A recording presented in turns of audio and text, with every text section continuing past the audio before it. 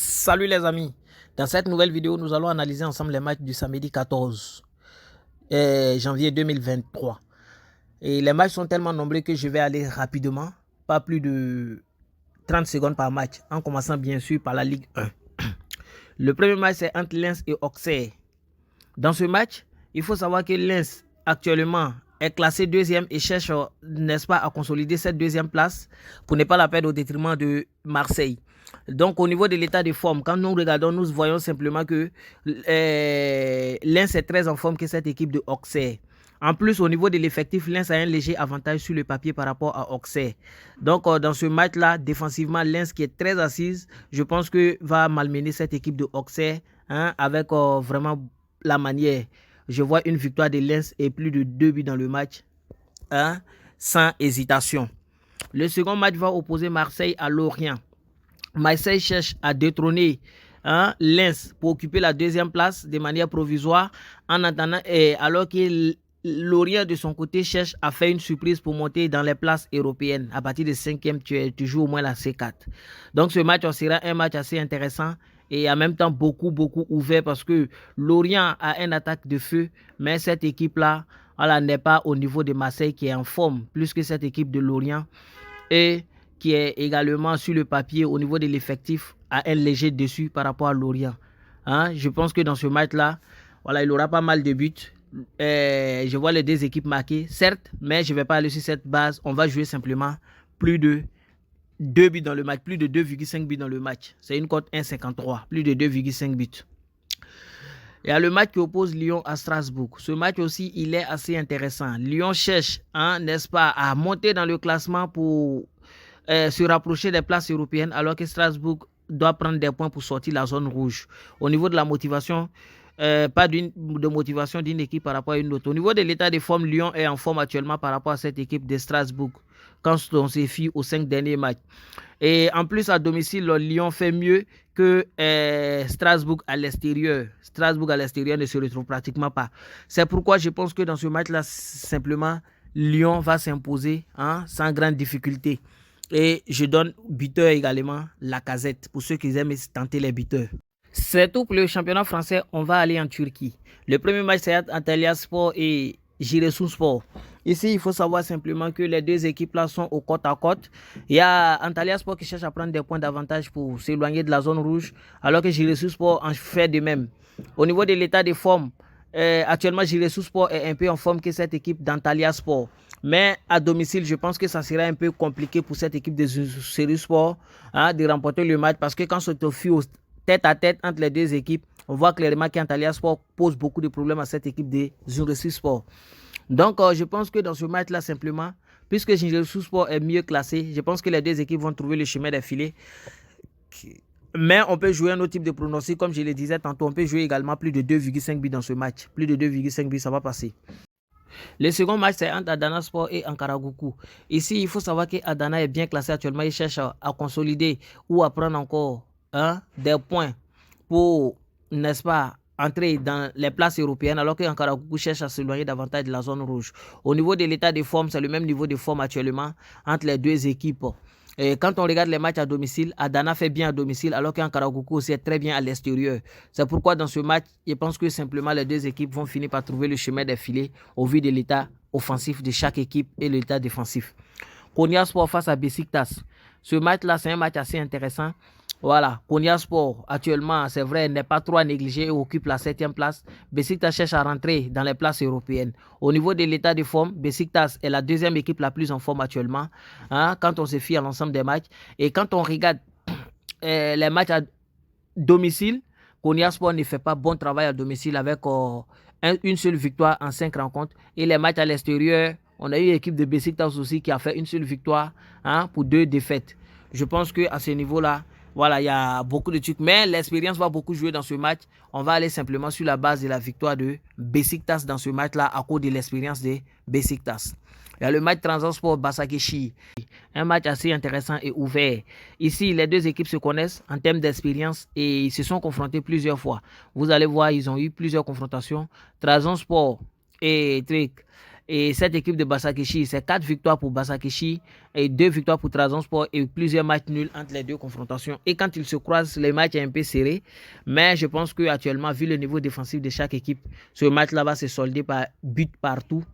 Et ce qui est intéressant, c'est que Basakechi a plus, voilà, et fatigue plus cette équipe de Trabzonspor. Voilà. Et actuellement, vu les places, je pense qu'ils vont vouloir consolider simplement cette place-là. Victoire ou nul de Basakechi et plus de 1,5 but dans le match, ça peut passer une cote 1,72 sur BetWinner. On finit ainsi en Turquie et on tombe sur la Première Ligue. Le premier match en Angleterre, c'est un derby entre United et City, un grand match. Actuellement, au niveau du classement, City cherche à rester en contact de la première place alors que Manchester United cherche à consolider sa place pour la qualification de la prochaine Ligue des Champions. Alors, ici, au niveau de l'état de forme actuellement, Manchester United est très en forme que City actuellement, qui fait un peu des dents de scie. Victoire, défaite, victoire. Un peu.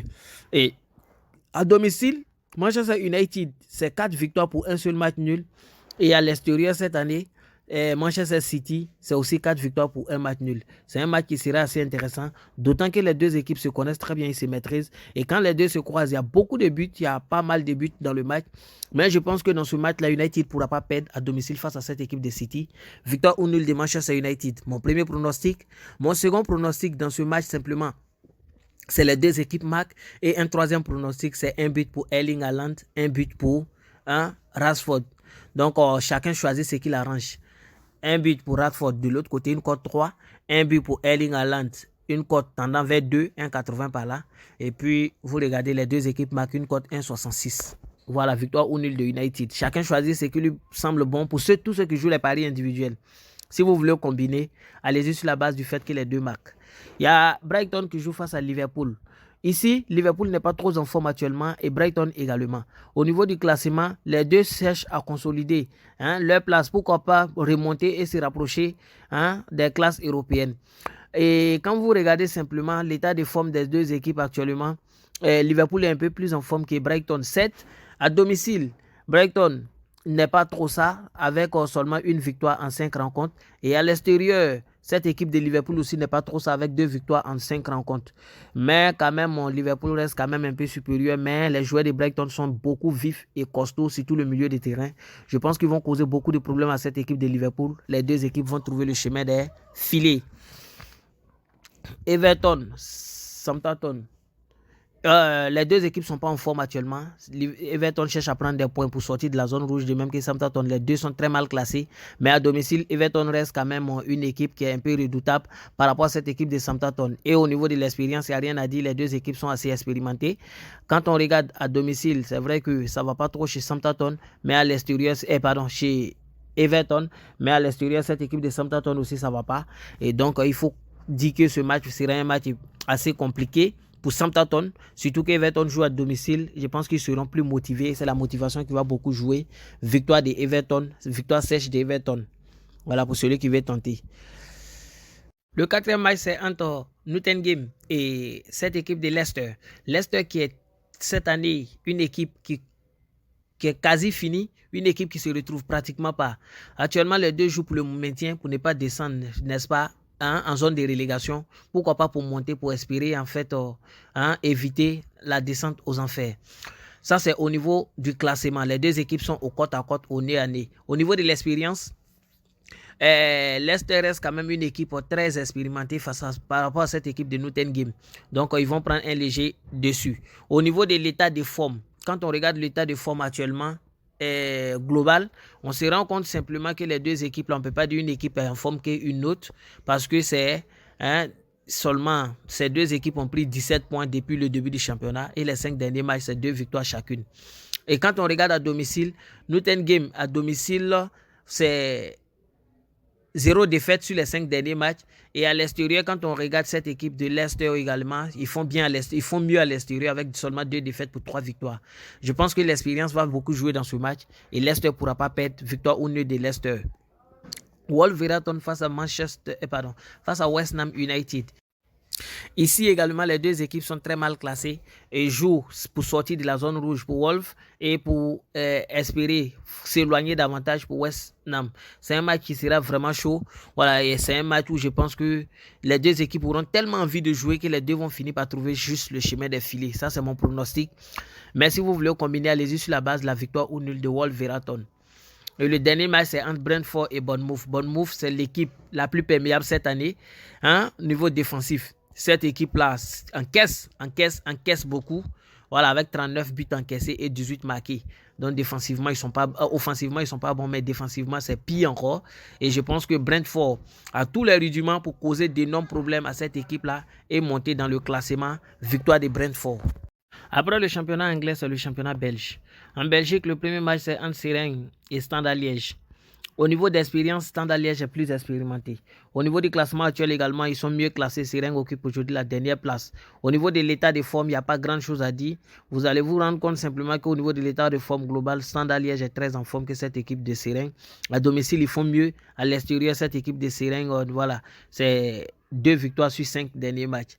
Donc, sur tous les plans, Standard Liège est au-dessus de cette équipe de, hein, n'est-ce pas, Seraing. Je pense qu'ils vont encore leur causer beaucoup de problèmes. Victoire de Standard Liège.